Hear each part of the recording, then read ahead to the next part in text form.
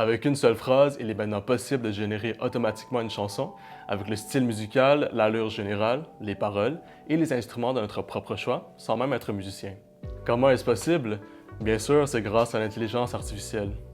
À première vue, ceci semble innovateur, mais les principaux acteurs de l'industrie de la musique sont méfiants. En juin 2024, les 3 plus grosses maisons de disques de l'industrie ont déposé une poursuite contre 2 compagnies se spécialisant dans la production de musique générée par intelligence artificielle. Le fondement de leur recours est très simple. Elles allèguent que ces compagnies sont en violation des droits d'auteur appartenant aux artistes ainsi qu'aux maisons de disques. Pour mieux comprendre la raison derrière ce recours, il faut se pencher sur le fonctionnement même de l'intelligence artificielle. Avant de générer un résultat, il faut nécessairement passer par l'apprentissage du modèle. C'est ce qu'on appelle la fouille de texte et de données. Simplement dit, les compagnies d'intelligence artificielle utiliseront des algorithmes d'apprentissage pour analyser une quantité énorme d'informations. Un résultat sera généré se fondant sur ces recherches. Ainsi, pour générer une chanson à partir d'une simple commande textuelle, il a nécessairement fallu exploiter les œuvres provenant de ces artistes signés aux maisons de disques. L'objectif est simple. On veut que ces logiciels reconnaissent des tendances à travers les œuvres analysées pour ensuite générer un résultat ayant une ressemblance à un morceau de Britney Spears ou de Weeknd par exemple. Certains de ces logiciels vont même permettre de substituer la trame vocale d'une chanson par celle d'un autre artiste populaire, par exemple la chanson Take On Me du groupe a-ha chantée par Freddie Mercury ou la chanson Skyfall de Adele chantée par Lana Del Rey. Dans ces situations, le problème repose donc sur l'apprentissage des modèles. Évidemment, ces œuvres utilisées sont protégées par droit d'auteur. Ça veut donc dire que nulle autre personne que les titulaires de droits ne peuvent les exploiter. Il aurait donc fallu obtenir la permission des maisons de disques qui sont propriétaires des enregistrements sonores. Elles cherchent simplement à protéger leurs investissements et à limiter les incidents de violation de leurs droits. Il serait important d'ajouter que ce ne sont pas seulement les maisons de disques qui sont méfiantes de la présence de l'intelligence artificielle dans l'industrie de la musique. Billie Eilish, Chappell Roan et Katy Perry sont parmi les 200 artistes ayant signé une lettre ouverte dénonçant la pratique irresponsable de cette technologie. La lettre s'adresse aux compagnies d'intelligence artificielle leur revendiquant l'utilisation éthique de cette technologie et pour la cessation de la violation de leurs droits d'auteur. Considérant l'étendue d'application et les mécanismes de la fouille de textes et de données, on peut donc se demander, est-ce que ce processus constitue une violation évidente du droit d'auteur?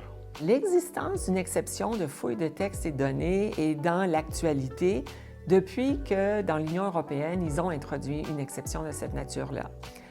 Le nom le dit, c'est une exception qui permet d'aller fouiller, d'aller chercher dans des œuvres protégées de l'information, des éléments, pour ensuite s'en servir. Avec l'intelligence artificielle, la question se pose autrement, parce que ce qu'on va chercher, ce n'est pas nécessairement pour une recherche immédiate.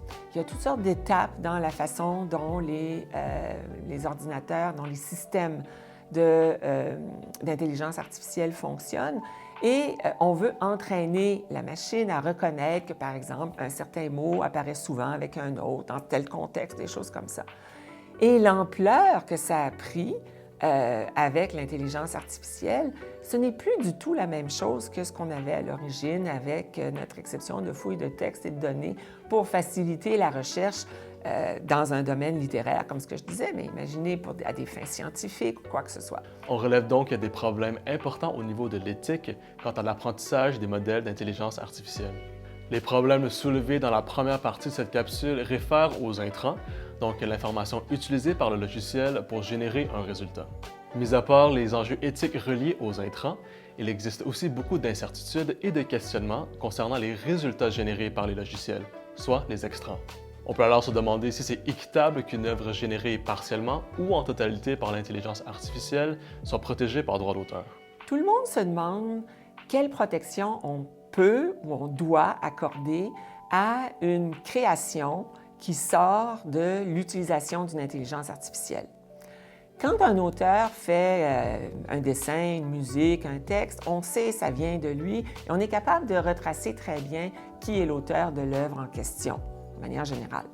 Mais avec l'intelligence artificielle, ça devient beaucoup plus complexe parce qu'on sait que cette œuvre-là est le fruit d'une recherche à travers une très grande quantité d'œuvres pour essayer de faire une sorte de résumé de ce qu'on a ingéré dans l'intelligence artificielle à la lumière de la commande qui a été donnée pour arriver à la production en question. Donc, est-ce que ce qui sort de là, c'est une œuvre qui est protégée par le droit d'auteur? C'est clair que, d'un point de vue historique, on a toujours considéré qu'il faut un auteur, personne humaine, derrière une œuvre pour être protégée. Je serais portée à croire que ce qui sort de l'intelligence artificielle n'est pas protégé par le droit d'auteur parce qu'il n'y a pas d'auteur. La raison pour laquelle on se pose la question, évidemment, c'est qu'est-ce qu'on fait par la suite? Ça veut dire qu'on peut être en présence de deux œuvres qui ont l'air semblables et une sera protégée parce qu'elle a été faite par une personne humaine, tandis que l'autre ne le sera pas parce qu'elle sort par l'intelligence artificielle. Et c'est comme si on avait un malaise avec cette possibilité d'avoir des œuvres qui proviennent de sources différentes. Mais dans le fond, le malaise n'est pas plus grand que celui de la coexistence d'œuvres qui sont protégées par le droit d'auteur avec des œuvres qui sont dans le domaine public, par exemple. Pour conclure, on ne peut ignorer le fait que l'intelligence artificielle prend de plus en plus de place dans nos vies quotidiennes. Ce qui est important, c'est de s'assurer qu'elle soit utilisée de manière éthique et responsable.